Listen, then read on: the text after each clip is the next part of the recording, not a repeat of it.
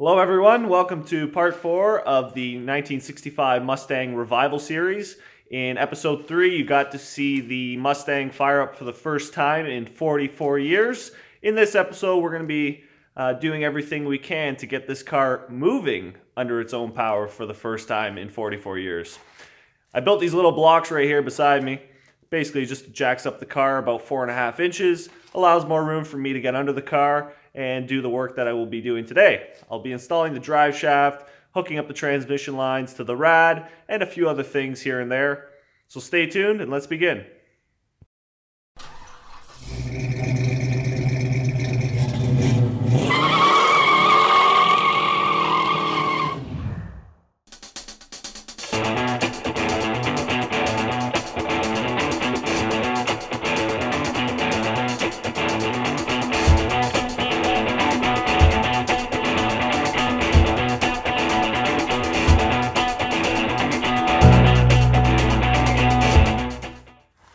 Alright, so I'm under the car. This is one of the transmission lines.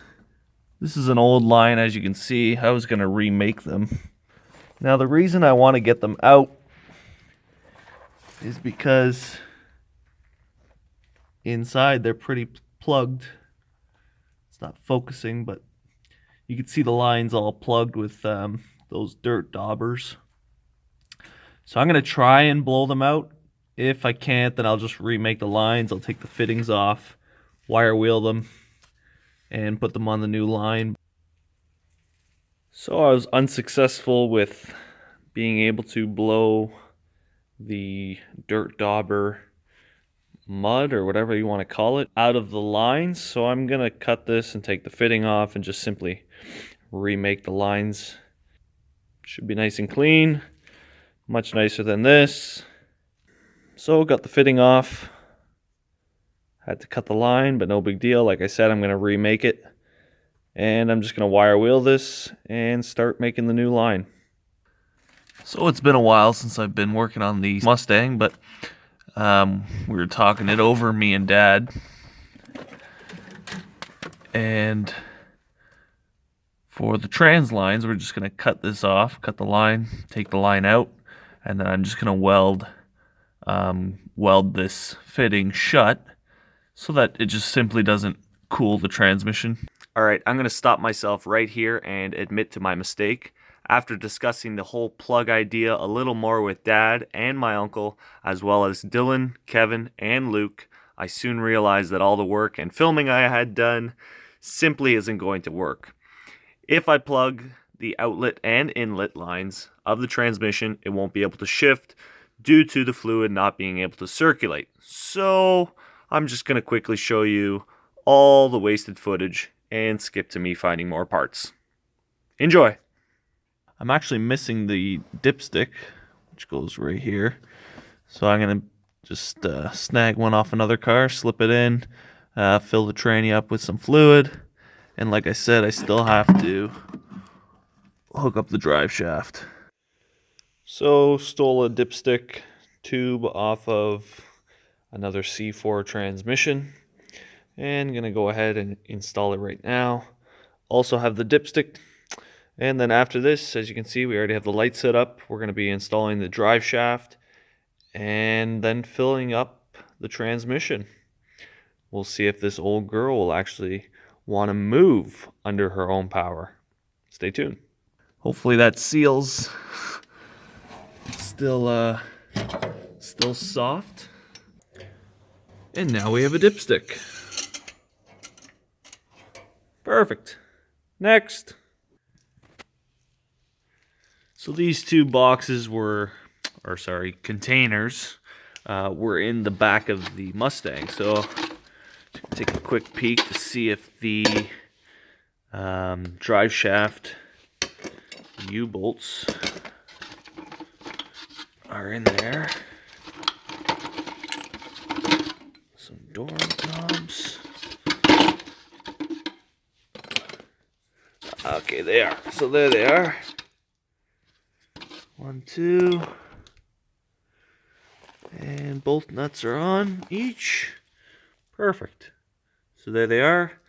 I'm going to get that installed. I should have looked at this a little earlier. There's quite a few bolts and stuff in there. And as everyone said, to replace frost plugs.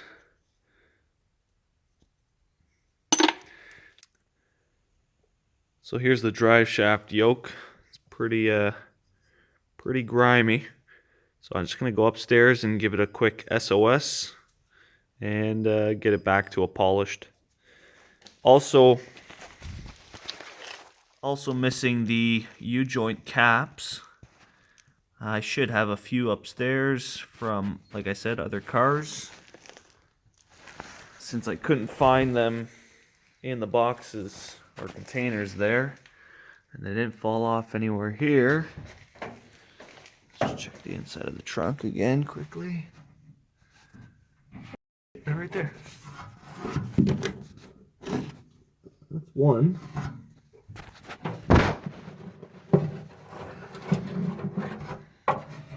Okay, that's one.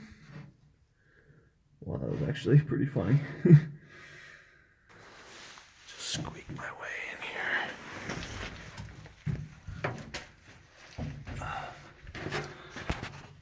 And none there. Shit.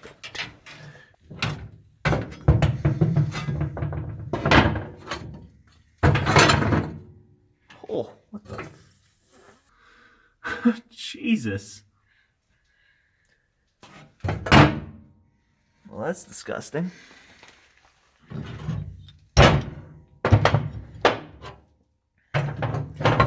Come springtime, this car's definitely getting a vacuum and a good old Dylan McCool pressure wash.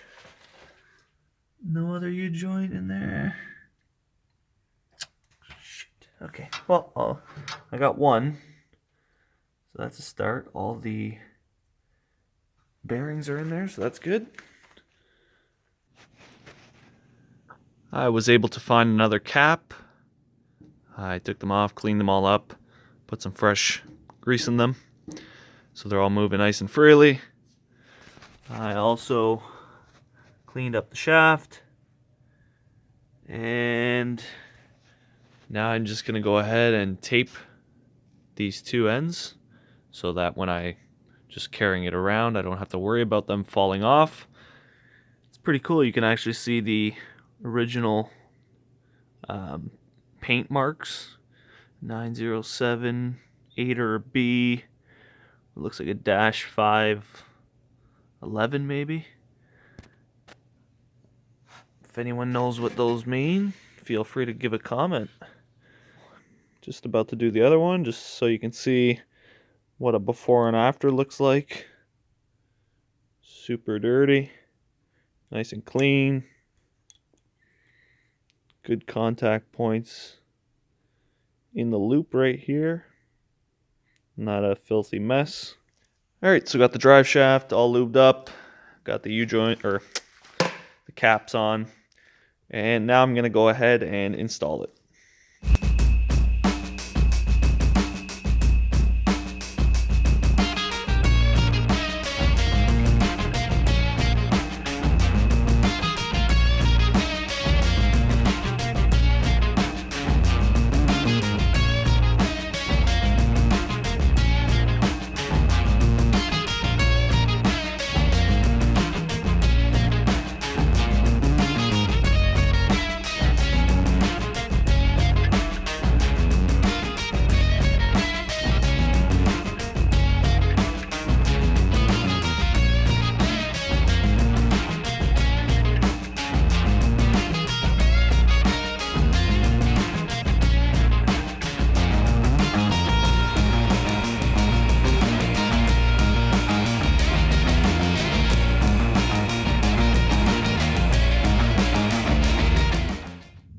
So got the drive shaft all hooked up to the diff back there, and I also noticed that the shifter linkage wasn't hooked up, so I'm going to do that now, and then fill up the transmission with some tranny fluid. It should be good. Hopefully the transmission pan doesn't leak, or hopefully there's no other leaks. like the rear seal, but we will find out very shortly.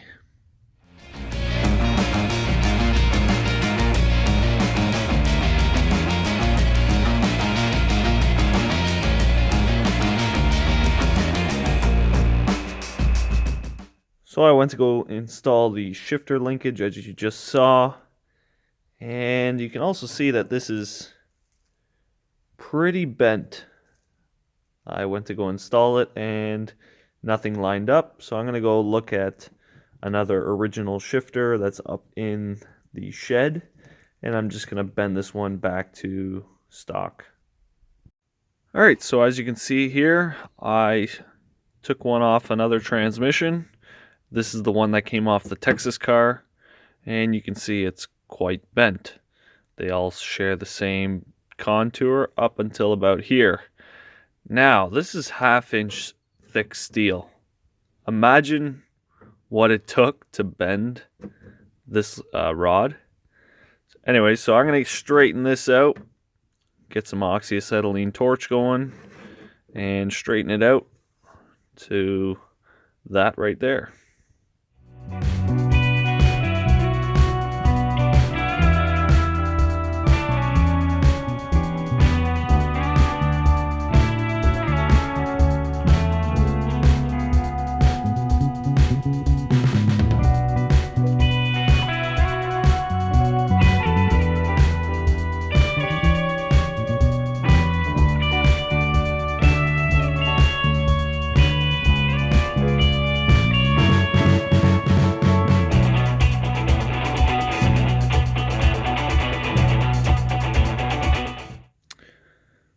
And there you have it. The transmission line is now straightened, and it's nice and cool. As you can see, it's a little wet.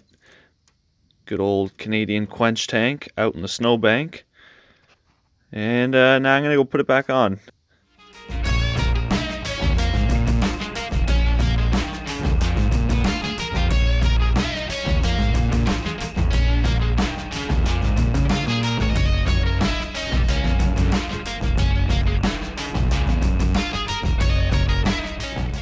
Anyone else miss that shag carpet and that mouse nest? I know I didn't. Anyways, got the shifter all hooked up to the transmission, so now we have gears.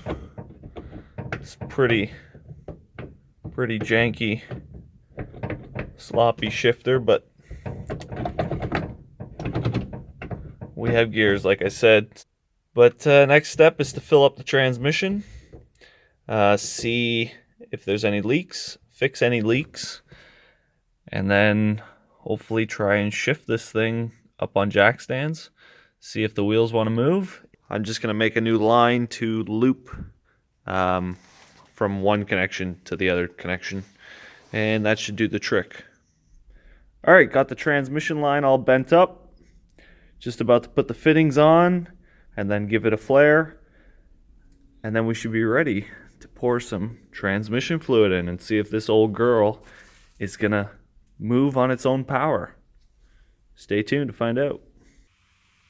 Got the transmission line in. A little bit of a challenge to tighten those nuts in the tight spot, but it's all in there and ready for the fluid.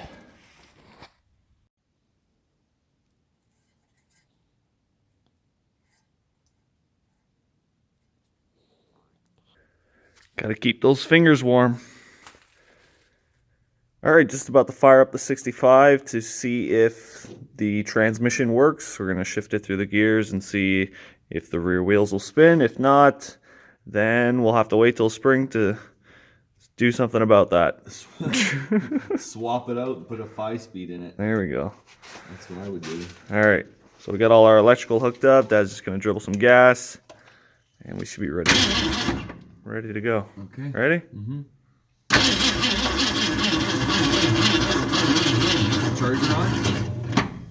The oil pressure. Pretty good? Really good. What idle?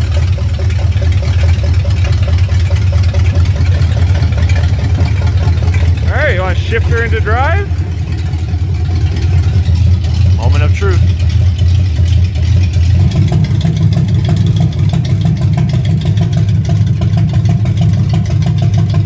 Nothing.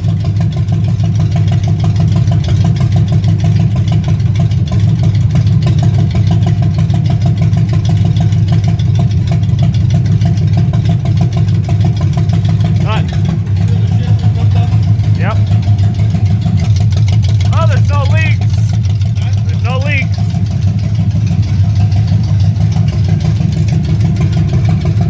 Last and final try. Hey, there we go. Oh, that was some grinding noises. Oh, she moved. Can't hold it with the brake on. So that's why the grinding happened. Right. But now we got movement. So All right. We got movement. Or what? I slide it in here. Yeah. Let it spin, and when you want to shut it off, just pull the power out. All right. Yeah, you can do that. Did it look okay there? Yeah, that was moving. Go too fast? That was moving pretty good.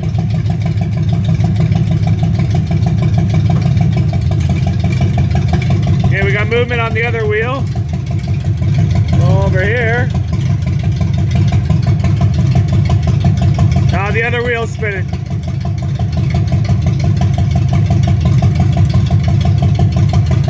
All right, we got wheel movement.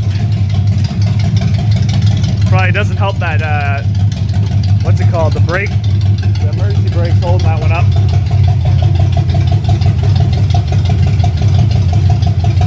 All right, so she's warmed up, 50 PSI of oil pressure for everyone that said check for oil pressure. It's pretty chilly here in Canada today, so. Probably colder in here than it is outside right now. Yeah, probably.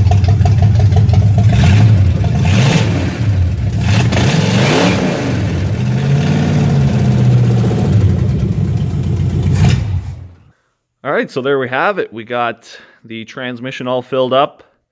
It was reading it had fluid in it, but turns out we still had to add quite a bit. That's what is it, 5 liter?